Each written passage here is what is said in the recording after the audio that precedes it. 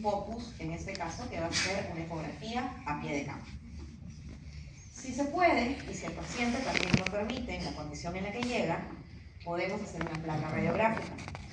Y si hay líquido libre al momento que nosotros hemos evaluado con el ecógrafo, pues vamos a tener que posiblemente realizar una abdominocentesis, si es que hay líquido suficiente, ideal guiado con el ecógrafo para tener mayor precisión al momento de tomar la muestra, o si es un poco más complicado, podemos también hacer un lavado peritoneal, que ya no se hace de rutina para tomar una muestra. Se hacía mucho más antes, ahora ya no tanto porque la gran mayoría de centros tienen un ecógrafo disponible. Ahora, ¿qué otra cosa más importante tenemos que evaluar aquí? Tenemos que preguntarnos dónde está el paciente desde el punto de vista de hidratación. Habíamos dicho que Toño tenía un 6% de deshidratación, ¿verdad? Y tenemos que recordar que ahora hay nuevos consensos de fluidoterapia. Antes decíamos que teníamos que utilizar soluciones cristaloides, dar volúmenes más altos, de manera más rápida. Abríamos técnicamente el microdotero o el Volutrol, el Veroclisis, para que pueda fluir ese líquido e ir al espacio intravascular y de esa manera darle a ese paciente mayor volemia. Pero hay que recordar que no todos los pacientes que llegan en el estado de que llegaba Toño o que llegaba el gatito van a tener de repente hipovolemia. No todos los pacientes van a estar deshidratados y no todos los pacientes van a estar en shock. Entonces, eso es algo que ustedes tienen que empezar a definir y a determinar, porque va a depender de en qué parte del proceso de enfermedad esté o cuál es el problema que tiene el paciente para poder decir qué es lo que necesita. Y eso va a determinarse en base a las observaciones y a ese proceso de estabilización que ustedes han hecho. Si Toño tenía el líquido libre en abdomen y punzo y veo que es sangre, pues lo más probable es de que ese paciente esté con hipovolemia, porque esa sangre está saliendo de esas venas y está yendo a un tercer espacio. Pero me dice que estaba deshidratado y habían vómitos. De repente solo necesito colocar una solución buffer para poder ayudarlo, un cristaloide. Pero si estaba con hipovolemia y me encuentro sangre en cavidad abdominal, voy a necesitar, ¿qué voy a necesitar? Sangre, ¿verdad? Voy a necesitar sangre para poder reponer esa sangre que se está perdiendo y posiblemente voy a tener que utilizar todos los hemoderivados y quizás voy a tener que utilizar fármacos que ayuden a la coagulación como un ácido tranexámico. En algunos otros casos vamos a tener que utilizar vasopresores si son pacientes principalmente que están en shock o que están en sepsis o que están con un SIDS, que es un síndrome de inflamación sistémica. ¿En qué casos sería optable entrar con una autotransfusión? Si es que no tienes sangre disponible. Porque si los no... laboratorios se demoran, o sea, al menos los bancos se demoran un montón. Sí. Por lo general se demoran 1 o 2 días hasta hacer cross-match y todo, y entonces... Claro, ahora, la primera transfusión en un paciente vas, ¿no? Si es felino, necesitas tipificar sí o sí, porque si no, es posible que lo mates por la transfusión. Ahora, hacer una autotransfusión es completamente válido. Solo tienes que tratar de mantener una buena esterilidad y utilizar una bolsa que puedas tener en la refrigeradora adecuada para la transfusión, con citrato, los venoclisis con filtro, y puedes ir haciendo la autotransfusión sin ningún problema. Pero igual, siempre controlando los procesos de asepsia, que va a ser lo más ideal. Inclusive, senotransfusión en algunos pacientes, en los pacientes felinos, se puede hacer una transfusión si es que no hay la posibilidad de que el laboratorio pueda hacer un cross-match o una tipificación de manera rápida, en este caso, ¿no? Completamente válido. Ahora, como hablamos de abdomen agudo, el abdomen agudo es técnicamente, como su mismo nombre lo dice, de presentación rápida, súbita. Un día estaba bien, o a las horas, hace unas horas estaba bien, y luego empezó con el problema. ¿Y qué es lo que tenemos? Tenemos que nosotros recordar nuestro proceso de anatomía y evaluar dónde estaba cada punto. Si vamos a la zona craneal, y en este caso a Toño le dolía el abdomen craneal, ¿y qué es lo que vamos a encontrar ahí? Pues el hígado, el páncreas, pueden haber enfermedades gástricas, pueden haber enfermedades a nivel de duodeno. O sea, yo ya puedo empezar a orientar mi diagnóstico a algo de repente a nivel de proceso digestivo o pancreático. En el abdomen medio voy a encontrar el vaso y los intestinos. A nivel caudal, el aparato genitourinario y el colon. Si es que palpo esa zona, de repente si el gatito le palpo la zona del abdomen caudal, puede ser que le genere dolor. Puede ser que encuentre quizás una vejiga pletórica. O puede ser que de repente encuentre un colon completamente distendido, lleno de heces y que tenga un megacolon. Es una posibilidad. Y no debemos de dejar de olvidar o de examinar dentro de esta evaluación clínica que hacemos la parte del abdomen dorsal, la zona retroperitoneal. No nos olvidemos de los riñones. A veces no tocamos esta zona de acá. Palpamos abdomen y decimos, perfecto, no le duele nada. Y si el dolor está aquí, cuando las cápsulas intentan distenderse, duele. Un paciente con un daño, con una injuria renal aguda, le duelen esos riñones. Entonces, va a haber un dolor en esta zona dorsal que a veces nos olvidamos. O puede haber dolor de la zona musculoesquelética, la zona espinal, puede haber alguna compresión a nivel de las vértebras o a nivel de la médula que va a empezar a generar dolor en el paciente y que nosotros tenemos que empezar a detectar. Entonces, ¿qué es lo que vamos a tener? Vamos a tener técnicamente dos tipos de dolor.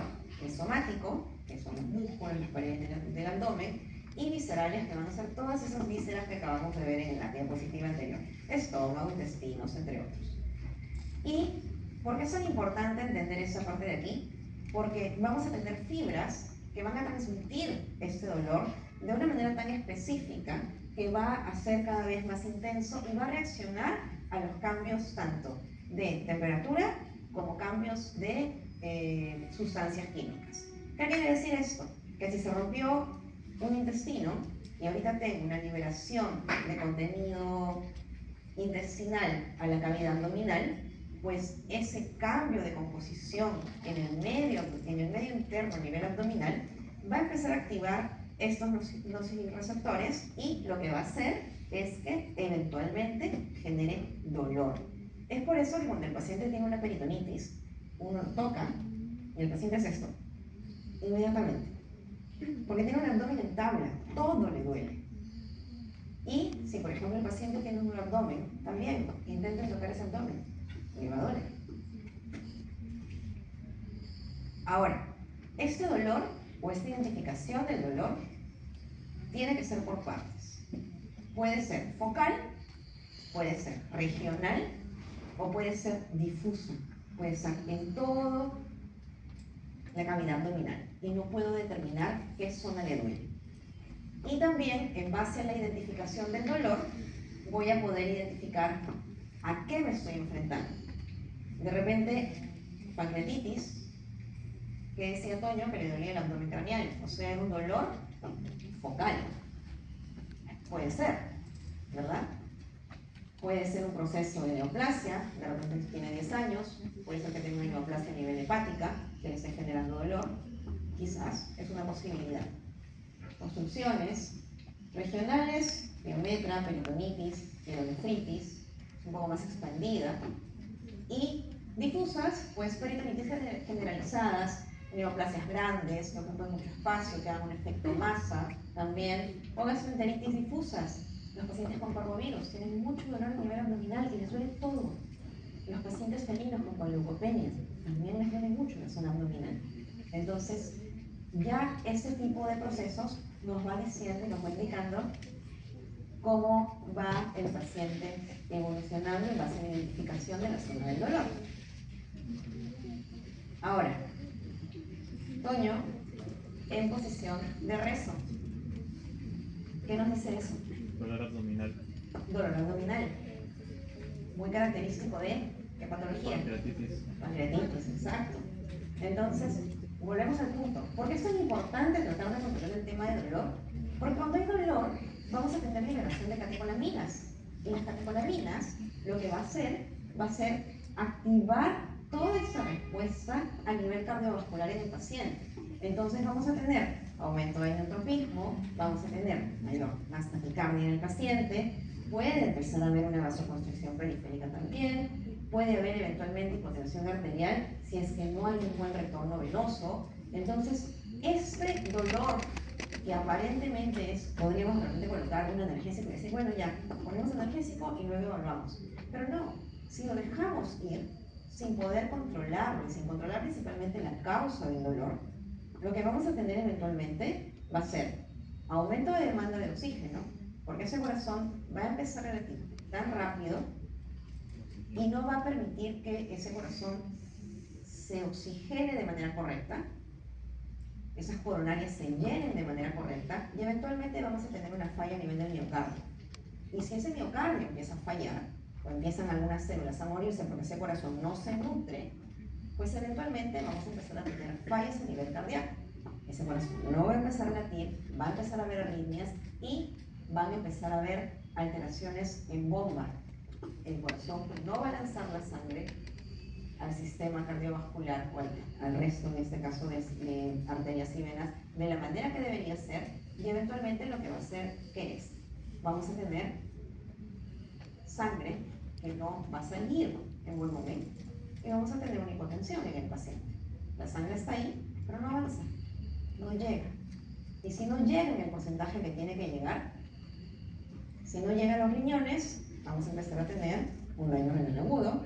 Si no llega al cerebro, podemos empezar a tener depresión del sensorio del paciente. Y es por eso que los pacientes llegan tan frustrados a las clínicas, porque dejaron pasar mucho tiempo y no se llegó a tratar de controlar este proceso aquí y empezó una reacción en cadena.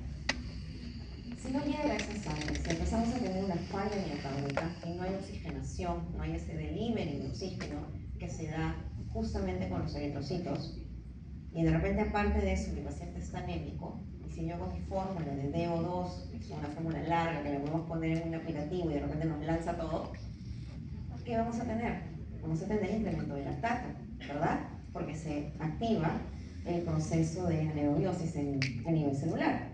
Y es por eso que a veces cuando tenemos pacientes, el caso más clásico va a ser un paciente con dilatación, torsión, vólvulo gástrico, que nos dicen que el lactato se incrementa en sangre. ¿Y por qué se incrementa? Porque el estómago se dilata de tal forma que lo que hace es pisar. Es como si yo pisara una manguera y no dejo pasar el flujo de sangre. Y la sangre se queda en la parte craneal y la parte caudal, pues, cuando le llegue.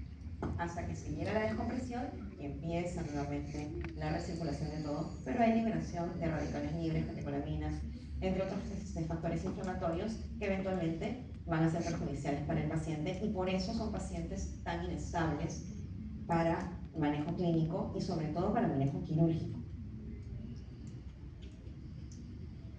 El paso 3 va a ser la historia clínica y es ahí donde nosotros jugamos un rol importante, nuestra habilidad para poder tratar de tener la mayor información posible, dándole la vuelta a toda la historia que nos digan los propietarios.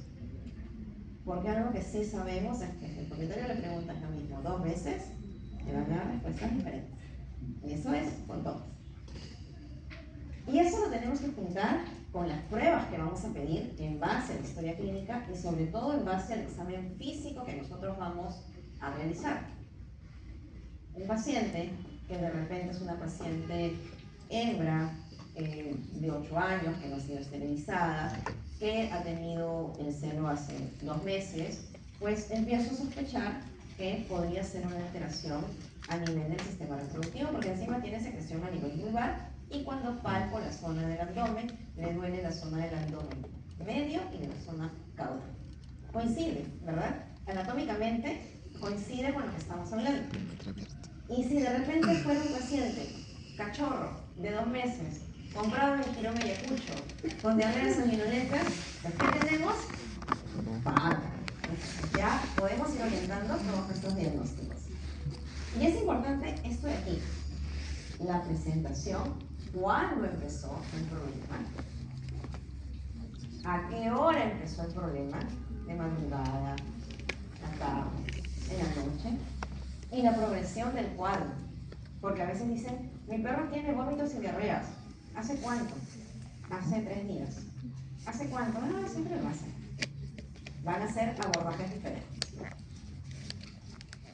Y para eso, pues tenemos toda una lista de posibles signos clínicos y de enfermedades que pueden generar abdomen agudo. Y si ustedes ven aquí, manifestaciones gastrointestinales van a estar encabezando. Puede haber algunos signos como la posición de rezo, que era lo que habíamos visto, que nos va indicando pancreatitis, alteraciones cardiorrespiratorias también. Los pacientes, por ejemplo, que tienen estrés respiratorio por muchas horas, se cansan. Ustedes intenten respirar jadeando 1 minuto. Solo 1 minuto. Yo no llego ni a 20, 30 segundos porque termino agotada. Imagínense ese paciente que llega como Toño en el video, que está con esa respiración continua. Mis músculos intercostales se cansan, mi diafragma se cansa y eventualmente voy a empezar a requerir oxígeno también. Y volvemos al punto de esta parte de activación del sistema de amiloidosis en los pacientes. Entonces, importante. Manifestaciones abdominales y manifestaciones urogenitales, secreciones principalmente, sanguria, conaquiuria, disuria. Entonces, ¿qué tenemos que nosotros determinar aquí? Si ya hemos visto, hemos hecho palpación, hemos empezado a hacer nuestra historia clínica, ya nuestro paciente está con catéter, está con oxígeno, se está estabilizando, ya tomé mis muestras, ya estoy empezando a pasar fluido, porque determiné que de repente mi paciente está deshidratado, entonces estoy empezando a hacer mi fluidoterapia de rescate. ¿Qué más sigue? ¿Qué otros datos más puedo obtener?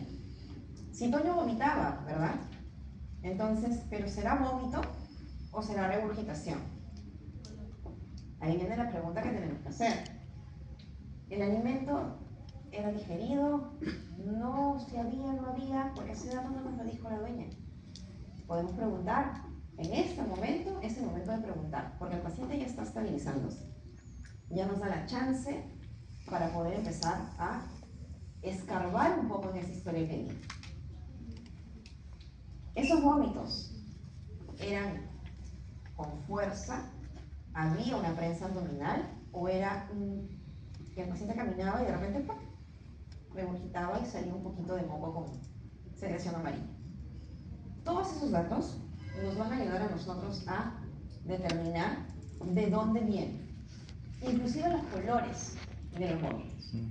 El vómito es blanco, bastante característico, y creo que uno de los más comunes que nosotros vemos, pues puede ser una gastritis, puede ser un cuerpo extraño esofágico también, en el caso más extremo, puede haber vetas rojas en algunos pacientes. Si es medio verde, pues me va indicando que de repente la alteración está a nivel del duodeno superior.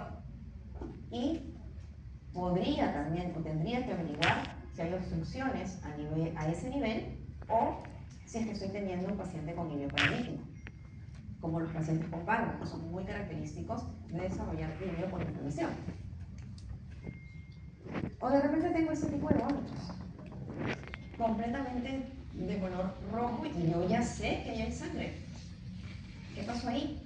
¿Una úlcera? Puede ser. O de repente el paciente tiene un problema de alteración a nivel de coagulación. Y esto duele. Entonces, veo que en el mejor de los casos quizás, no sé, comió sangre y la vomitó. No, eso no pasa, pero bueno. Una úlcera sangrante, una coagulopatía, un vómito amarillo, que era como el que se describía el de Toño, que puede ser un proceso agudo, subagudo crónico. Si de repente tiene un color café, puede haber sangre. Y tengo que empezar a descartar en estos pacientes si tengo alteraciones de base, como alteraciones metabólicas, alteraciones gástricas crónicas, entre otras. O vómitos marrones, con olor fétido, de vómitos explosivos, muy característico de pacientes que tienen cuerpos extraños con obstrucciones completas. Muy, muy característicos esos vómitos fecaloides.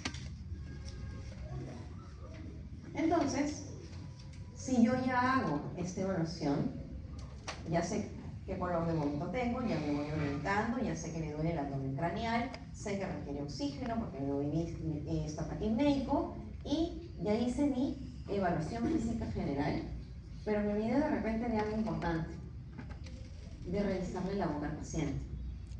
Y no solo los pacientes felinos son los que usualmente pueden caracterizarse de tener mayor predisposición al consumo de cuerpos extraños lineales, sino también los pacientes caninos.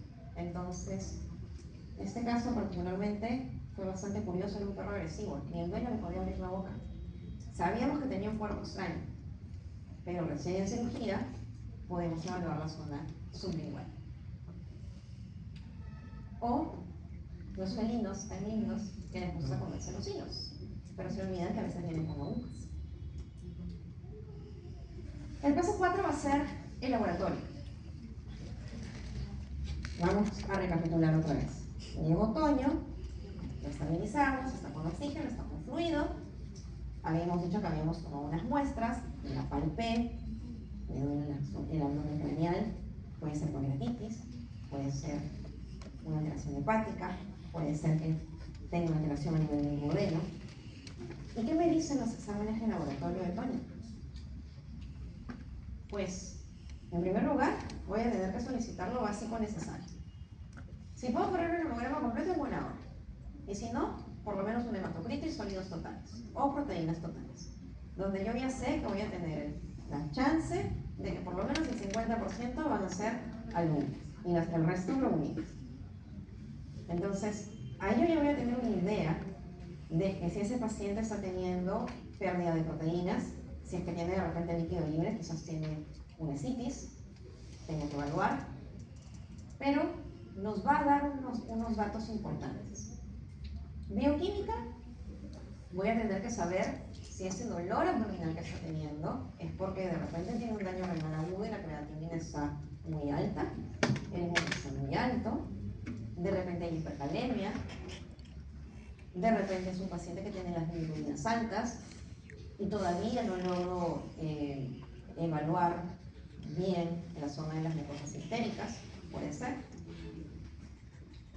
O el paciente que vomitó completamente con coágulos de sangre, pues a ese paciente le voy a pedir sí o sí un perfil de coagulación. O un paciente que está hospitalizado, que ha sido politraumatizado, donde yo ya sé previamente que voy a tener coagulopatías a consecuencia de un politrauma. Tengo que solicitar ese tipo de perfiles. Y eventualmente, pues exámenes de orina, que parecieran pruebas simples, pero son importantísimas, sobre todo cuando se toman de manera inicial a la llegada del paciente, sin haber colocado fluidos para saber la densidad urinaria. Examen de heces en este paciente del centro de Lima, de Ayacucho, pues de repente no solo es parvo, de repente viene con su sósforo adicional. Pasa mucho. Y si es que hay líquido libre, pues un citoquímico de líquidos más citología va a ser fundamental. Si es que el paciente está deshidratado, lo que yo voy a encontrar va a ser un hematocrito alto y unos sólidos totales elevados. Y eso nosotros lo vamos a saber haciendo una muestra en un capilar de microhematocrito. No necesitamos más, un refractómetro. No necesitamos más que eso. Si el paciente tiene el hematocrito normal a incrementado y los sólidos totales normales o bajos, lo más probable es que yo tenga pérdida de proteínas. Y eso puede darse con un proceso inflamatorio como una peritonitis. De repente tengo el hematocrito elevado y los sólidos totales normales o bajos. Esto va a estar asociado a gastroenteritis hemorrágicas. Si tomo mi muestra que yo veo este tubo y yo ya me doy cuenta que el paciente está anémico. Comparo, veo un paciente de repente con un hematocrito normal y lo comparo con un tubo de esta muestra que acabo de tomar, pues ya empiezo a evaluar y empiezo a ver que hay una anemia. Y acá voy a tener una disminución del hematocrito y una disminución de los sólidos totales también. Y eso me va a indicar que puede haber una hemorragia en ese paciente. Pero hay que tener en cuenta dos cosas. La hemorragia puede ser aguda, que es el paciente con el trauma que de repente llegó hace un rato, donde no voy a ver estos cambios de manera inmediata, sino los voy a ver luego. Pero si yo tengo un abdomen, pues yo ya sé que voy a tener eventualmente estos datos así. Y si es un paciente con una pérdida más crónica, sí lo voy a ver de una manera más marcada. Pero ahí ustedes tienen que empezar a discernir. Si es un perro que tiene un hematocrito normal abajo, con sólidos totales bajos, estamos hablando de un hemabdomen.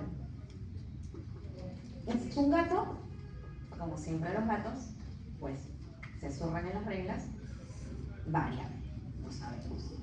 Entonces, esto de aquí no nos sirve para ellos. Ese es un resumen de lo que acabo de mencionarles, si quieren tomen una foto. Es más fácil, más definido todo y con todos los valores que o cómo lo debemos de tener. ¿Sí? ¿Ya está?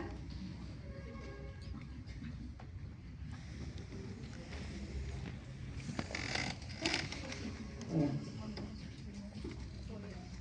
Y la glucosa, ya lo habíamos mencionado antes, ¿verdad? Entonces, recapitulamos otra vez. Puse mi catéter y tomé mi muestra, pero a la par tengo mi glucómetro en la mano. ¿Por qué? ¿Qué sucede si ese paciente de repente tiene una glucosa muy baja y por eso está con el sensorio deprimido? Acuérdense que el cerebro es completamente adicto a la glucosa y nos pasa a nosotros. ¿A quién no le ha dolido la cabeza alguna vez por hambre? A todos. A todos nos duele la cabeza cuando tenemos hambre. ¿Por qué? Porque los niveles de glucosa disminuyen. Y nuestro cerebro es adicto a la glucosa. Pero, ¿qué nos dicen? No todos los pacientes van a llegar hipoglucémicos. De repente tengo un paciente con abdomen agudo que llega con una hiperglicemia. Y si llega con hiperglicemia, ¿qué es lo que voy a pensar? Pues que de repente es un paciente que tiene diabetes. Es una posibilidad. O de repente es un paciente que tiene una pancreatitis severa. Tan severa que ese páncreas está completamente inflamado y me está generando como consecuencia una alteración de los valores de glucosa sin necesidad de que sea diabético, pero es transitorio.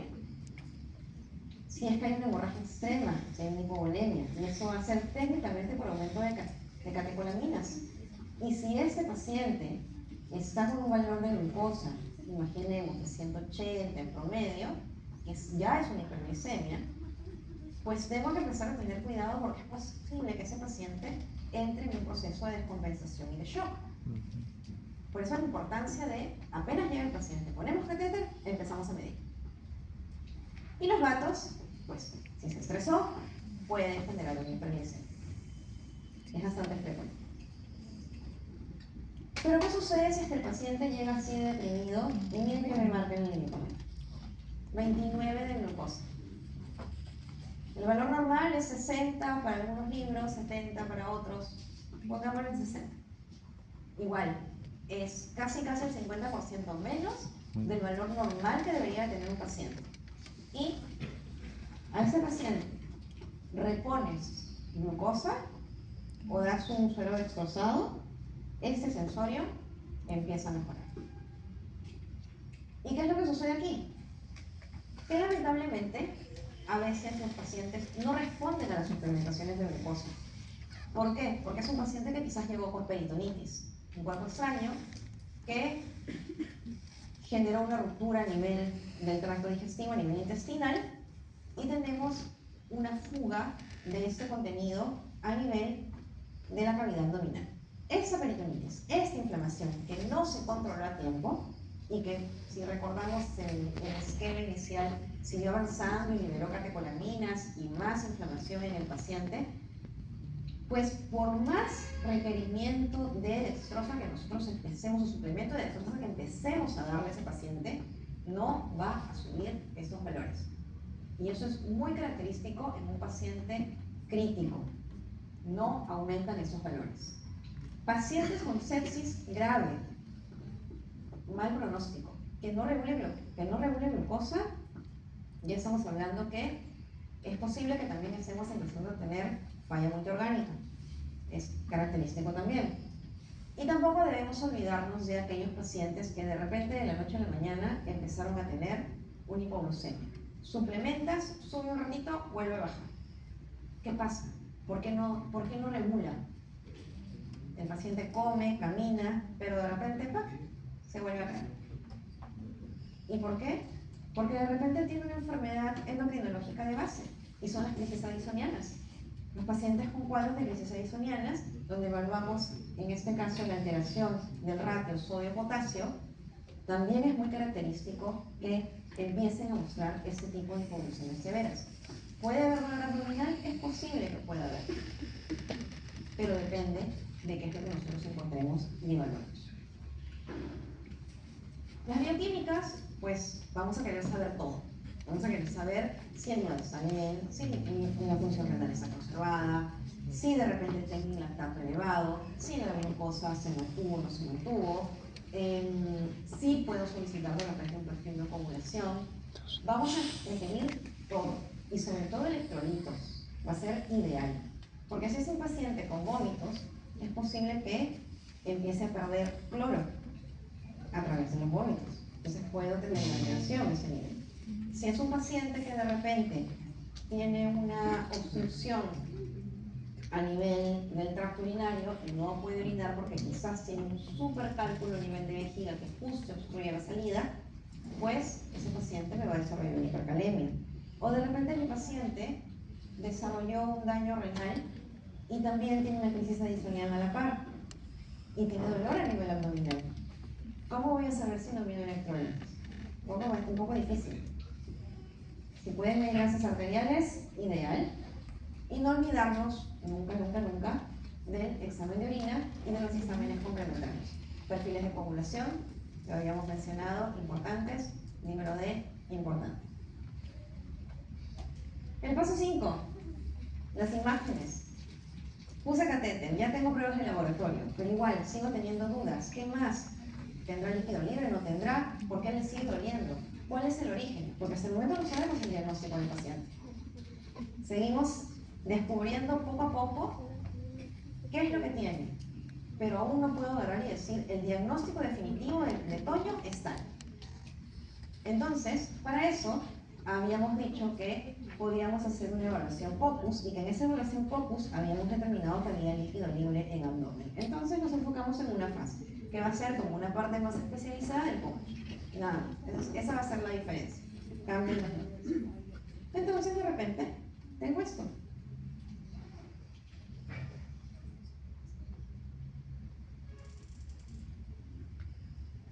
Abundante líquido libre en cavidad. Por acá hay un intestino flotando. Esto pareciera una estructura. Yo de momento sé que hay líquido libre.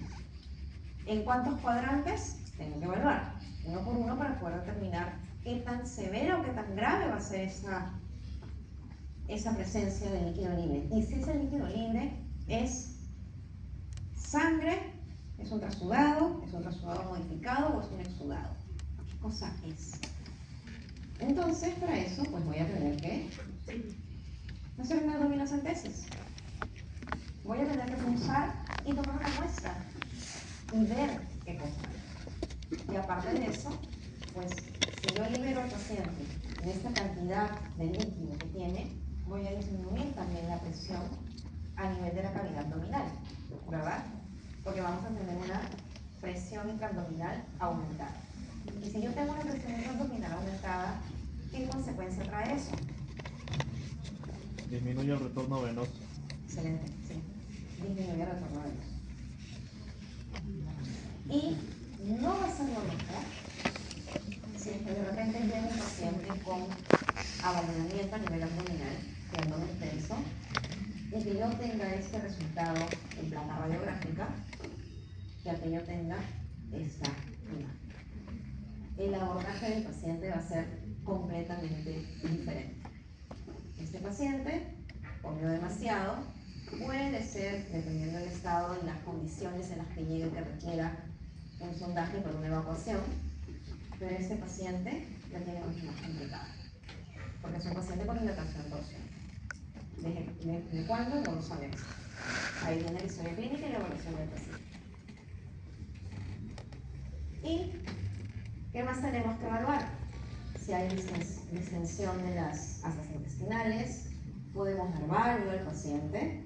Esta imagen fue muy curiosa cuando se formó esa carita, nunca supimos por qué, muy curioso. O vamos a tener pacientes con acúmulo de líquido libre también. Si es que no tenemos la herramienta ecográfica, pues podemos evaluarlo de esa manera. Y la observación va a ser siempre lo más ideal. Esta paciente tenía abdomen agudo y podemos ver que hay una protuberancia, como si hubiera algo adentro. Era un leiomioma. Paciente que tenía abdomen agudo con tendencia a la hipoglucemia continua. Esta paciente resultaba que tenía un leiomioma productor de la hormona de crecimiento, el IGF-2, que técnicamente lo que hace es produce insulina de tal forma que consume toda la glucosa de la sangre del paciente. No era un insulinoma, no era un paciente con Addison, era un paciente que tenía una neoplasia que técnicamente generaba hipoglucemia, abdomen agudo y toda una descompensación generalizada en el paciente. Y 6, el paso 6, pues habíamos dicho que si teníamos presencia de líquido libre, teníamos que tomar una muestra. Y esa muestra, pues, va a tener que ser por una abdominocentesis y esa efusión abdominal va a tener que ser analizada sí o sí. ¿Y por qué razón? Porque nos va a dar información desde si es que hay creatinina en este líquido que acabamos de retirar, si es que hay neutrófilos, si es que hay células atípicas. Es importante no solamente hacer un análisis bioquímico, sino también hacer un análisis citológico de esta efusión. Y vamos al caso de Tom, nuevamente. Era el gatito que habíamos visto hace un rato. ¿Y qué nos dice? Es un paciente doméstico pelo corto, de 3 años, macho, y hace un mes había tenido un cuadro de obstrucción uretral. Tiene disuria, polaquinuria, periuria, y fue sondeado el día de ayer. Y hasta ahora no logra orinar nada. Entonces llega el paciente en estas condiciones. Se trata de hacer palpación abdominal y el paciente felino, acá. Porque es su manera de defenderse. Y no es porque tenga otra alternativa. Entonces, ¿qué hacemos? Sondeamos al paciente, colocamos una sonda. Sabíamos que había, en este caso le colocamos una sonda intraabdominal porque teníamos los valores de creatinina muy altos, entonces decidimos hacer una diálisis peritoneal con un sondaje percutáneo. Pero a la par, en la ecografía que se realizó, no determinaba si es que había una ruptura o no de la vejiga. Y si no determina, pues tenemos que hacer pruebas. Entonces, ¿qué hicimos? Una urografía retrógrada. Colocamos solución yodada a través de la sonda y miren todo lo que se esparció hacia la cavidad abdominal. Todo el yodo que se metió se salió por la ruptura a nivel de la vejiga. Entonces, ahí viene la pregunta. Si hubiéramos pulsado a Tom y si hubiéramos logrado obtener una muestra, hubiera sido un trasudado modificado o un exudado. Pues, para ello, casi siempre apelamos a lo que el laboratorio nos diga, ¿verdad?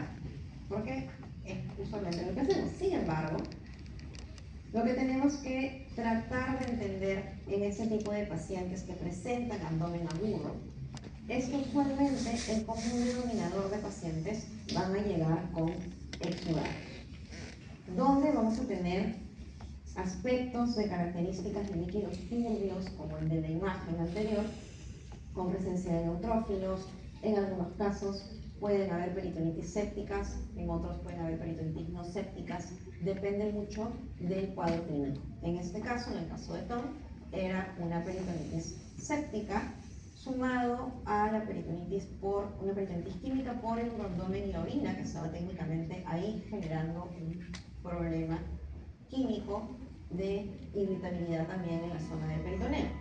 Sin embargo, aquí es importante mencionar algo.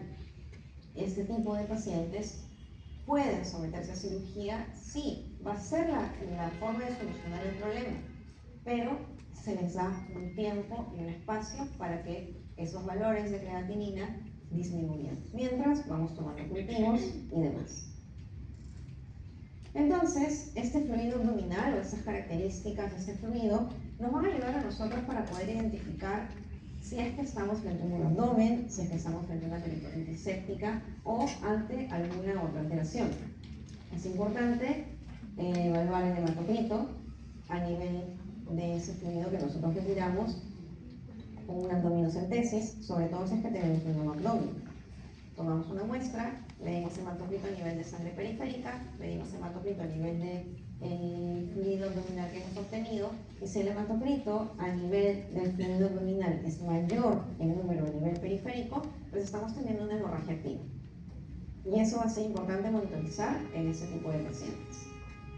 Si tenemos una cantidad de neutrófilos marcada, pero no deberíamos de tenerlos en teoría, pues estamos hablando de una inflamación. Bacterias, centrifugo mi muestra, hago un frotis, hago una tensión y lo puedo ver en clínica, entre que voy ganando tiempo y yo sé que esa muestra la tengo que mandar a cultivar para poder tener al final un diagnóstico de cuál es la bacteria involucrada y qué tipo de antibiótico específico voy a tener que utilizar. Neutrófilos discriminativos, si hay plantas, vegetales, pues el intestino es peor. Si es una enfermedad clásica, pues tenemos que empezar a buscar si es que hay una masa visible o no, y si es que no la hay, pues llegar a la planta que nos diga qué tipo de células neoplásicas podemos encontrar para orientar al diagnóstico. Si hay creatinina, y si esta creatinina es mayor en 2 veces como mínimo a la creatinina en suero, eso va a ser un diagnóstico bastante probable de que sea un abdomen. Es que hay potasio a nivel de ese fluido y ese potasio tiene una relación de 1 a 4, también nos va indicando que puede haber un abdomen. Lo más común es que midamos creatinina, sin embargo, se han tenido casos en los cuales, a pesar de que la creatinina a nivel intraabdominal no era lo suficientemente alta como para decir que había un abdomen propiamente dicho, pues igual había uno y teníamos que hacer el uso de pruebas complementarias como en el caso de Tom, que no sabíamos y no estábamos completamente seguros de que había un abdomen o no, o había una ruptura a nivel de vejiga. ¿Podemos medir otro tipo de indicadores? Sí, bilirrubina, milasa, glucosa va a ser importantísima, sobre todo para saber si hay bacterias. Si la glucosa es mayor en 20 miligramos, la glucosa en sangre, pues esto ya nos está indicando que va a haber una peritonitis séptica. Las bacterias están consumiendo toda esta glucosa. Lactato también va a ser importante. Y Tom estaba acá. Creatinina mayor al suero, en el fluido que el suero, era un cuadro, puede ser un cuadro aséptico, puede haber peritonitis séptica como tal, donde vamos a tener glucosa, lactato en mayor cantidad que al basal en sangre, bacterias y neutrófilos al momento de hacer la evaluación del fluido, y en el caso de peritonitis biliar, que suelen tener presentaciones mucho más lentas en tiempo, pues también vamos a tener bilirrubina propiamente dicha. El primer caso de peritonitis biliar que yo pude ver fue una paciente que fue atropellada, pongámosle, un lunes y recién empezó a presentar acúmulo de líquido libre el día sábado o domingo de esa semana. Pueden demorar entre 7 a 10 días a empezar a presentar acúmulo de líquido libre, pero una vez que ingresan, absolutamente todo el peritoneo tiene ese color verdoso, amarillo, característico de bilirrubina. Es bastante complejo. o al menos el que tuve la oportunidad de ver. Y ya, sabemos que Toño llegó, diagnosticamos que tenía dolor a nivel de abdomen craneal y también determinamos que tenía de repente líquido libre y vamos a decir que tenía una pancreatitis. ¿Operan o no operan? Porque va a ser la pregunta que vamos a decir, ¿no? ¿Es quirúrgico o no es quirúrgico? ¿Le duele el abdomen? ¿Qué hago? Posiblemente no, a no ser que tengamos que hacer un lavado, porque de repente es una pancreatitis necrotizante. Se dan algunos casos. Entonces, ¿qué tenemos que hacer nosotros? Tenemos que categorizar al paciente. Tenemos que preguntarnos si va a ser quirúrgico o no quirúrgico ese paciente que está con nosotros. Y tenemos que evaluar si es una situación médica, no va a ser quirúrgica, como de repente el caso de Toño, pero si fuera el caso de Tom, quizás sí. Y algo que tenemos que empezar a hacer también es empezar a tomar placas de tórax en todo paciente con dolor abdominal. ¿Por qué? Porque a veces hay pacientes que pareciera que tuvieran signos gastrointestinales, como esta aparente cialorrea, la dueña lo definía como vómito continuo, pero el paciente tenía un cuerpo extraño exactamente a nivel del cardias. Era un huesito de cuello de pollo, chiquitito, par de cervicales ahí, justo en la zona del cardias. Tocaba y tocaba y tocaba el cardias y le generaba náuseas más la presión en la zona. O pueden llegar pacientes con estas características, donde nosotros empezamos a evaluar que es un cuadro bastante compatible a nivel ecográfico con una intususcepción. Entonces, quirúrgico. Este de aquí no. Este de aquí se soluciona con una endoscopía. Digestiva alta, salió. Aquí sí tuvimos que entrar a cirugía.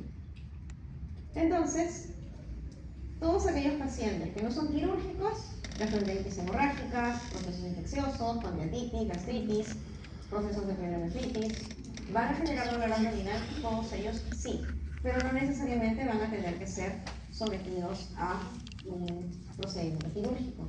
Pacientes con shock anafiláctico, por la vasculitis que se genera, pueden llegar a generar hemodómenes y no necesariamente tienen que ingresar a cirugía.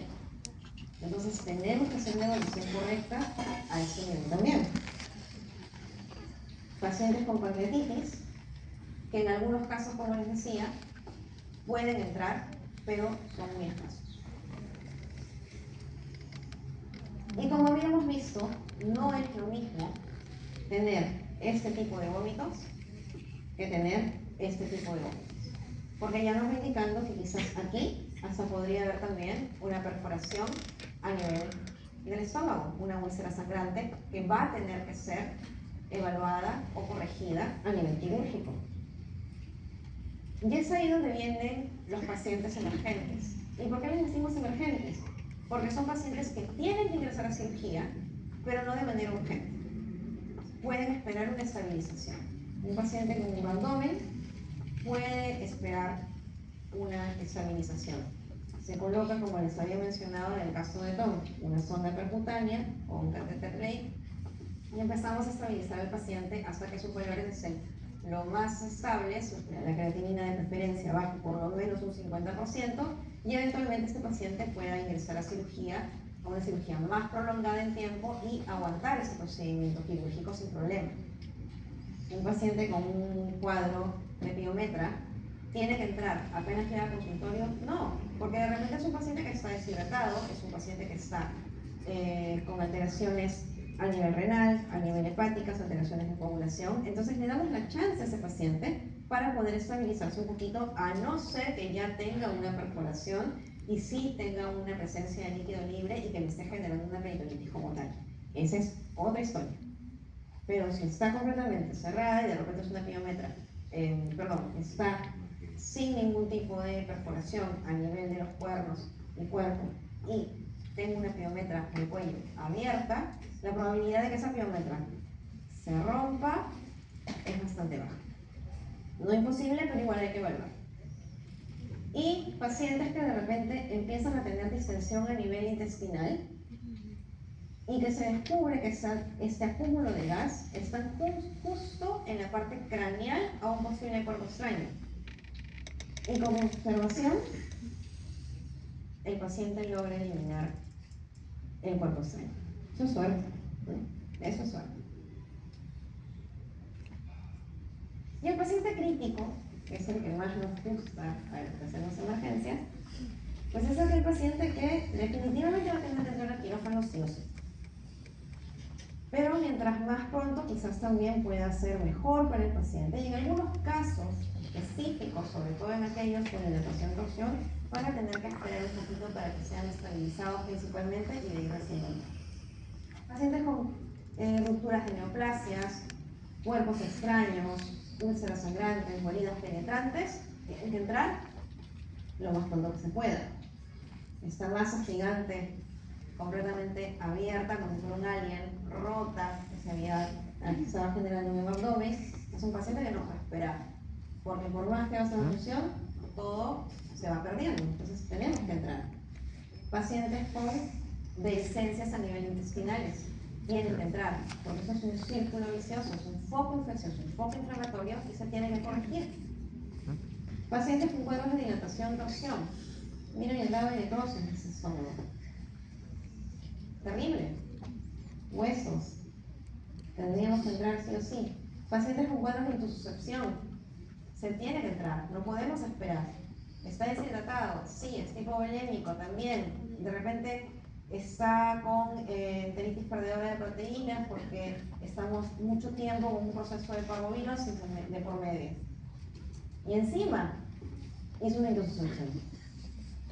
Se tiene que entrar. No tenemos otra opción. Son técnicamente estos pacientes que desarrollan estas lesiones por isquemia. Intususcepciones, alusiones, torsión, vólvulo.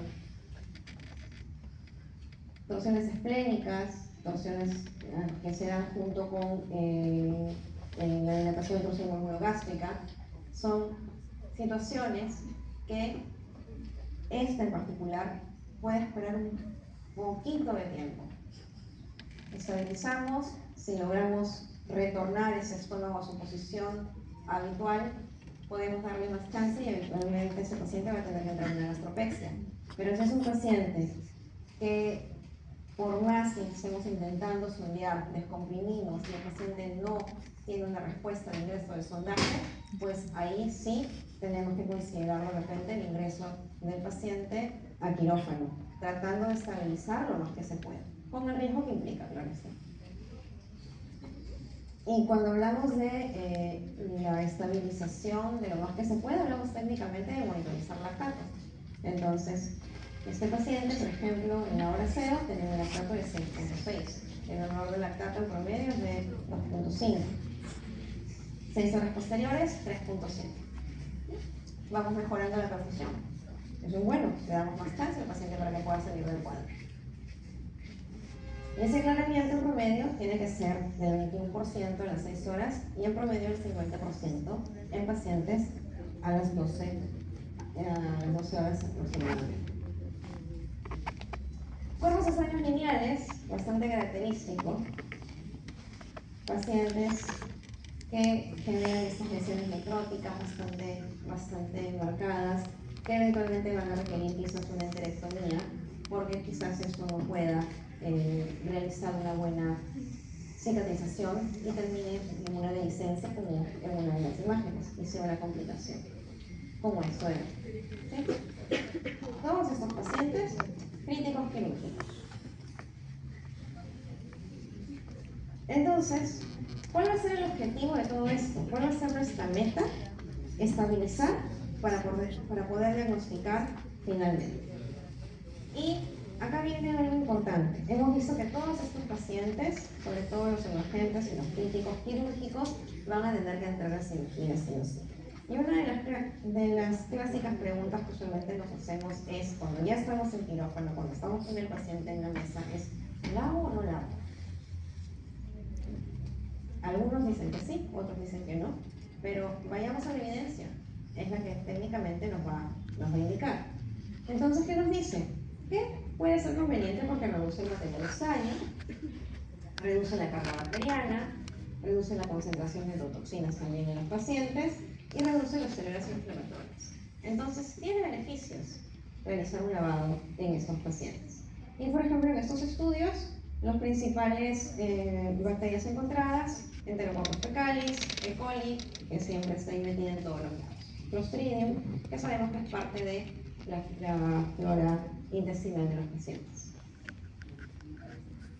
Y es importante de repente realizar este tipo de lavados peritoneales para tratar de regular la temperatura en esos pacientes críticos que están abiertos en mesa, perdiendo calor y que de por sí ya están en un proceso quizás séptico, pues también nos va a ayudar a regular esa temperatura corporal con tiempos de duración, dependiendo del tipo de la cirugía, por medio de menos de 1 hora, con lavados peritoneales entre 6 a 7 minutos, que eventualmente nos van a ayudar. Y todos estos pacientes, sobre todo los críticos quirúrgicos, tienen bastante posibilidad de desarrollar un cuadro séptico o un síndrome de inflamación de respuesta sistémica. Entonces, esto va a ser técnicamente al proceso de respuesta de toxinas, donde vamos a tener un tono vascular alterado, principalmente va a haber una atonía vascular, por eso los pacientes suelen estar hipotensos, puede haber alteración del endotelio, como una alteración del helicocáliz, donde vamos a tener una mayor permeabilidad de estas proteínas que van a salir, y por eso vamos a tener alteraciones también de la microcirculación, valores de lactato alterados, coagulopatías, que como eliminadoras este tipo de alteraciones. ¿Y en qué tipo de cuadros vamos a tener esas alteraciones? En cuadros inflamatorios, principalmente por lo que son rupturas, a nivel del tracto gastrointestinal, interpretaciones bacterianas, inflamación intestinal como parvovirus, y alteraciones a nivel del genito urinario, como piometra, pielonefritis, prostatitis. Todas estas alteraciones van a generar o podrían generar un cuadro séptico o un cuadro de SIRS. Y vamos a uno de los últimos casos, que va a ser el soporte médico. Si hablamos de abdomen agudo, hablamos de que al paciente le duele. Y si le duele, ¿qué uso? Analgésicos, ¿verdad? Ahora, ¿cuáles? Depende. Procinéticos, en algunos casos. Si tengo un paciente con ilio paralítico, voy a utilizar un procinético. Si tengo un paciente con gastritis, voy a utilizar de repente un omeprazol. Si tengo un paciente con vómitos, posible que utilice antagonistas de serotonina o de BDK1, como el maropitam. Gastroprotectores y sobre todo, en el común denominador de pacientes, de los que hemos visto ahora, vamos a tener que utilizar antibióticos. Ahora, cuando hablábamos de analgesia, usualmente con estos pacientes críticos utilizamos infusiones continuas. ¿Cuál va a ser la infusión continua más ideal? Va a depender. Puedes utilizar infusiones continuas de ketamina y lidocaína o infusiones continuas de ketamina, lidocaína y maropitam. En pocas palabras, podemos tener manejos de infusiones o fármacos a nivel multimodal con la finalidad de brindar un mayor confort al paciente. Porque habíamos dicho que el dolor podía generar toda una alteración sistémica en todos los pacientes en general. Ahora, ese estudio es bastante interesante y todos los estudios que se hacen a nivel de manejo de dolor abdominal son con pacientes en cirugía, porque van a haber bastantes factores controlados y principalmente son ovaricectomías. Entonces, en ese estudio en particular nos dice que el uso de esta combinación de estas 3 drogas en esta concentración, sobre todo el maropitam, que es una de las drogas que menos usamos en infusión continua, pues genera un efecto mínimo a nivel de alteración cardiorrespiratoria. ¿Qué quiere decir esto? Que la frecuencia no se disparó, la frecuencia cardíaca no se disparó, la frecuencia respiratoria tampoco, y que tuvimos un paciente mucho más estable a nivel intraquirúrgico. Y volvemos al punto, habíamos conversado un poquitito, por ahí alguien dijo que alteraba el retorno venoso, la presión intraabdominal. Tenemos que evaluar siempre la presión intraabdominal en todos aquellos pacientes que tienen o que llegan con un cuadro de abdomen agudo y nos permite colocar una sonda urinaria. Va a ser fundamental. ¿Por qué? Porque si se perpetúa este incremento de la presión intraabdominal, lo que vamos a tener eventualmente va a ser una compartimentalización. Y si se incrementa la presión a nivel abdominal, el diafragma no va a poder bajar y subir de manera continua porque hay dolor.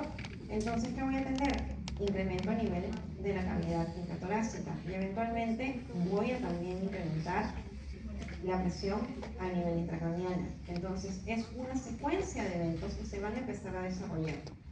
Por eso, tenemos que controlar estos valores y tratar de evitar que suban estos valores de mayor de 12 miligramos, de 12 milímetros de mercurio.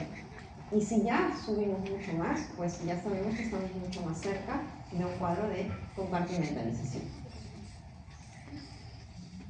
Y este caso clínico es un paciente, miren este video, es un paciente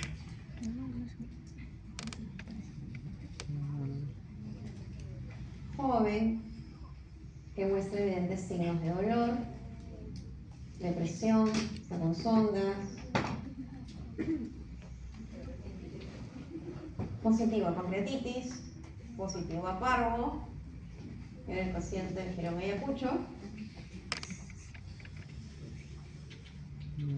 El mismo paciente, luego de un manejo de abdomen agudo con analgesia y un tratamiento multimodal, antibióticos, procinéticos, protectores gástricos, entre otros.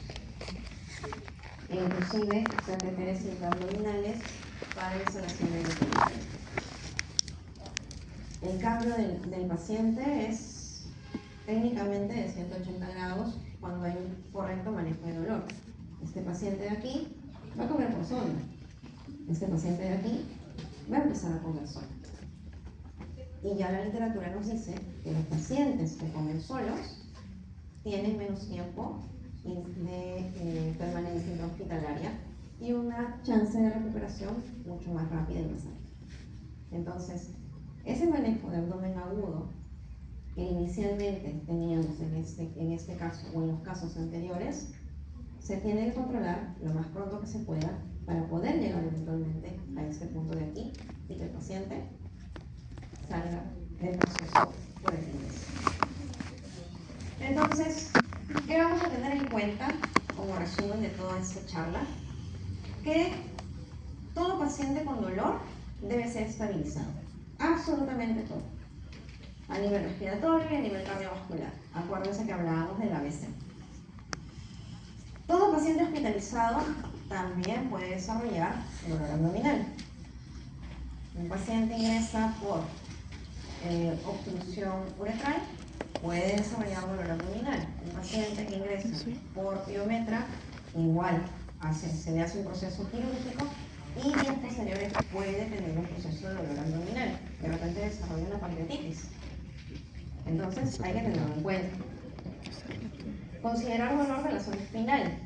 A veces nos olvidamos de evaluar la zona de columna. Y ese termina siendo el origen y terminamos pidiendo miles de pruebas cuando lo que teníamos que haber hecho era un examen físico general correcto. Identificar el origen pronto. Si a Toño le hubiéramos hecho de repente un descarte de pancreatitis al día 1 que empezó a vomitar, quizás hubiéramos tenido un paciente que no hubiera llegado con taquimia y dependiente de oxígeno. Eventualmente, mientras más pronto se diagnostique, pues vamos a evitar peritonitis, vamos a evitar un síndrome de respuesta inflamatoria sistémica y eventualmente un síndrome de disfunción multiorgánica. Y si es un paciente emergente, debe ingresar a cirugía también. Y no sé si tendrán preguntas, recordarles que el Congreso del AVEX viene ya, es ahorita, y va a ser del 6 al 8 de noviembre. En realidad es una oportunidad bastante grande para cada uno de nosotros poder aprender de ponentes maravillosos que van a venir a compartir sus conocimientos con todos nosotros. Así que espero verlos aquí. Si tienen preguntas, gracias. Un fuerte aplauso por favor para la universidad. Preguntas. ¿Alguna pregunta, chicos? El focus, ¿Preguntas? Vamos. Sí, acá van. el Acá van. focus siempre lo recomienda hacer como primera instancia, o sea, de la parte de imágenes, o antes preferirías hacer un manejo de dolor para luego empezar a hacer un focus. Porque si tengo un paciente, por ejemplo, atropellado, con un abdomen muy agudo, no se va a dejar poner el conductor, o me va a querer morder, o va a estar medio muerto. Entonces, en ese caso, ¿qué preferís? ¿Qué se estaría? A ver, ¿qué es lo que yo prefiero? En emergencias, las cosas pasan en simultáneo, ¿sí? Todo, 360 grados tú volteas y ahí todo se está moviendo, todo, uno está poniendo catéter, el otro está con un ecógrafo, el otro está colocando oxígeno. Porque a veces solo son, por ejemplo, el centro donde yo laburo de emergencias, a veces en las guardias nocturnas solo hay 2 personas. Ya, Entonces es un poco complicado tener un equipo que uno haga uno, otro. entiendo. Entonces, si hablamos de prioridades, oxígeno, catéter, mi prioridad principal.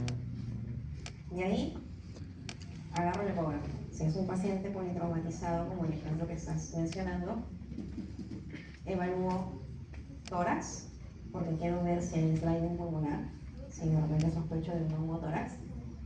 Y puedo colocar el ecógrafo en cualquier parte a nivel abdominal. Puedo tratar de irme a los cuadrantes, pero si no puedo girar al paciente, de repente lo puedo hacer para la amonestación. Claro está, no voy a agarrar el transductor y se lo voy a clavar al pobre animal que está muriéndose y partido de dolor. Voy colocando analgesia de repente en primera instancia. Quizás un bolo de fentanilo podría ayudar para darle un poco de analgesia al paciente siempre y cuando no tenga una bradicardia, ¿no? O sea, habría que controlar eso.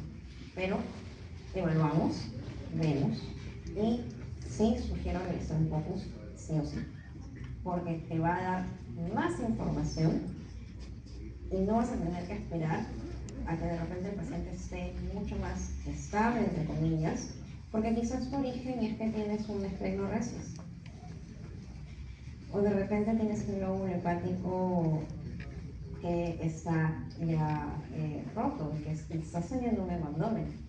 Entonces, si tú esperas, lo que vas a tener es un paciente que eventualmente te va a hacer una taquicardia compensatoria, va a entrar en una primera fase de shock hipovolémico compensado, pero en las horas ese paciente se va a descompensar y te vas a preguntar ¿por qué?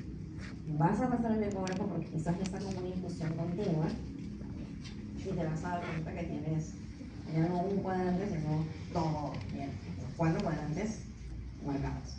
Y ahí vas a tener un problema, más porque vas a perder unas valiosas. Entonces, por eso que el focus es una técnica interesante y se usa hace muchos años en medicina humana y bueno, nosotros hemos empezado a utilizar hace que 10 años, como es un poco más, en el cual pues ahora se puede decir que el nuevo estetoscopio para nosotros es el ecógrafo, ¿no? La gran mayoría de nosotros usa el ecógrafo ya para todo.